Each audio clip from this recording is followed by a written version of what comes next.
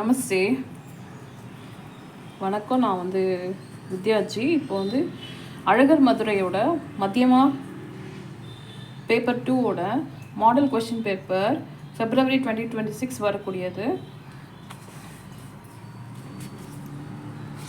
Front page actually. இப்போ நம்ம first main பார்ப்போம். किन्हीं 2 प्रश्नों का उत्तर लिखिएன்னு கொடுத்துருக்காங்க. ஏதாவது 2 क्वेश्चनக்கான ஆன்சர் எழுத சொல்லியிருக்காங்க. இந்த மெயின்கான மார்க் 5. ஏதாவது 2 எழுதினாலே போதும்.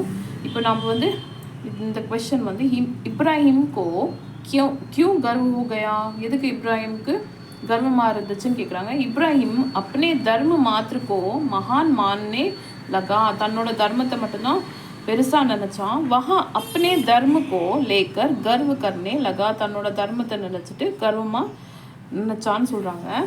நெக்ஸ்ட், சிவப்பா और गौरी का घर नरक सा क्यों बना, சிவப்பாவும் கௌரியோட வீடு ஏன் நரகமாக மாறிச்சுன்றாங்க. சிவப்பா और गौरी दोनों गरम स्वभाव के, 2 பேருமே ரொம்ப கோவப்படுவாங்க. दोनों हमेशा लड़ते थे, எப்போவுமே சண்டை போட்டுட்டு இருந்தாங்க.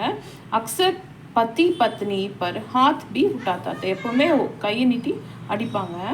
ரெண்டு பேரும் சண்டை போட்டுப்பாங்க. इन कारणों से उनका घर नरक सा बन गया, இந்த காரணங்களால் தான் அவங்க வீடு நரகமாக மாறிச்சுன்றாங்க.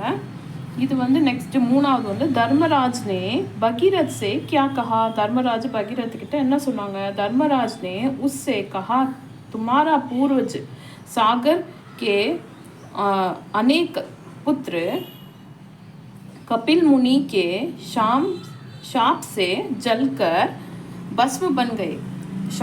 சாபத்தால் தர்மராஜ் சொன்னார், அவங்களோட பூர்வஜர்கள் சாகர் கே அநேக புத்ரு கபில் முனியோட சாபத்தில் அவங்க சாம்பலாக ஒரு பக்கம் இருக்காங்கன்னு. इसलिए तपस्या करके गंगा को पृथ्वी पर लाइए, தவம் பண்ணி கங்கையை பூமிக்கு கொண்டு வர சொல்கிறாங்க. इससे जगत की भी कल्याण होगी, இதில் உலகத்துக்கும் நன்மை நடக்கும்னு சொல்கிறாங்க. இது இந்த மெயினோட மீனிங். ஆக்சுவலி நான் 3 பண்ணியிருக்கேன். இந்த மெயினில் வெறும் 2 எழுதினாலே உங்களுக்கு மார்க்கு. உங்களுக்கு எது ஈஸின்னு தோணுதோ அதை படித்து எழுதுங்க. தேங்க்யூ.